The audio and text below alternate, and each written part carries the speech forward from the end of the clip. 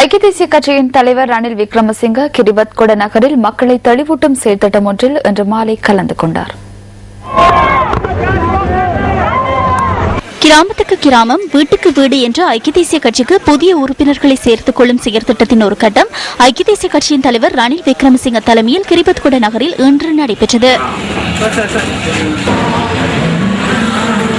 நாம் கிரிக்கெட் விளையாட ஆரம்பித்ததும் சர்வதேச ரீதியில் எமக்கு இத்தனை பிரச்சனைகள் இருந்தன.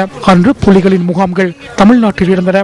அந்த முகாம்களுக்கு சென்று ஆயுதங்களை வழங்கி இலங்கைக்கு எதிராக அனுப்பினர். அப்படி இருந்தும் சகல இடங்களுக்கும் சென்று கிரிக்கெட் விளையாடினோம். இந்தியா, பாகிஸ்தான் என அனைத்து இடங்களிலும் விளையாடினோம். உலகத்தவர்கள் எம்முடன் இருந்தமையே அதற்கான காரணமாகும். இன்று என்ன நடந்துள்ளது? இன்று சென்னை IPLக்கு எம்மை வர வேண்டாம் என கூறுகின்றனர்.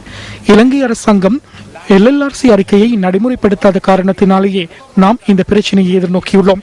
LLRC அறிக்கையை நடைமுறைப்படுத்தவில்லை என்பதனால் நாம் மனித உரிமைகளை மீறியுள்ளோம் என தீர்மானிக்கப்பட்டால் பொதுநலவாய அமைப்புகளின் தீர்மானத்தால் எமக்கு எவ்வித விளையாட்டு போட்டிகளிலும் இணைந்து கொள்ள முடியாது போகும்.